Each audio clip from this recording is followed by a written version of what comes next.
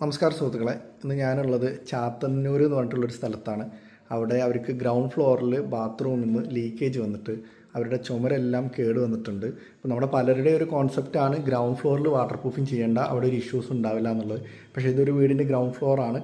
ഇവിടെ നിങ്ങൾക്ക് കാണാൻ പറ്റും ചുമരൊക്കെ ആ ബാത്റൂമിൽ നിന്നുള്ള ലീക്കേജ് അതിങ്ങനെ ഫ്ലോറിലൂടെ വന്നിട്ട് ഇവരുടെ എല്ലാ ചുമരിനെയും അത് നന്നായിട്ട് ഇമ്പാക്റ്റ് ചെയ്തിട്ടുണ്ട്.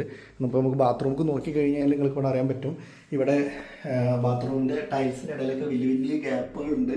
ഈ ഗ്യാപ്പിലൂടെയാണ് അവർ ജോയിൻ ഫ്രീ ആയിട്ടാണ് ചെയ്തിട്ടുള്ളത്.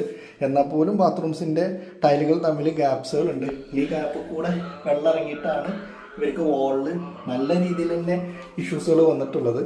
സോ അതേപോലെ തന്നെ ഈ ബാത്റൂം കുറച്ച് ഉയർന്നിട്ടും അവരുടെ ഗ്രൗണ്ട് ലെവൽ കുറച്ച് അവരുടെ ഫ്ലോർ ലെവൽ റൂമിൻ്റെ കുറച്ച് താന്നിട്ടുമാണ്. അപ്പം ഇങ്ങനെ കൺസ്ട്രക്ഷൻ ചെയ്യുമ്പോഴും ഇവിടെ നിന്നുള്ള വെള്ളം ഈ ടൈലിൻ്റെ അടിയിൽ കൂടെ പോയിട്ട് അത് ട്രാവൽ ചെയ്തിട്ട് ആ മറ്റേ ടൈൽസിൻ്റെ അടിയിൽ കൂടെ അല്ലെങ്കിൽ മാർബിളിൻ്റെ അടിയിൽ കൂടെ അവരെ ചുമരിനെ എല്ലായിടത്തും ബാധിക്കാനുള്ള ഒരു പോസിബിലിറ്റീസ് വളരെ കൂടുതലാണ്. അപ്പോൾ നമ്മളൊക്കെ പിന്നെ ബാത്റൂംസിൽ ഫ്ലോർ ആണെങ്കിലും വോൾ ആണെന്നുണ്ടെങ്കിലും കമ്പൽസറി വാട്ടർ പ്രൂഫിങ് ചെയ്തിട്ട് എപ്പോക്സി ജോയിൻ ഫ്രീ ആയിട്ട് ഒരിക്കലും ചെയ്യരുത്.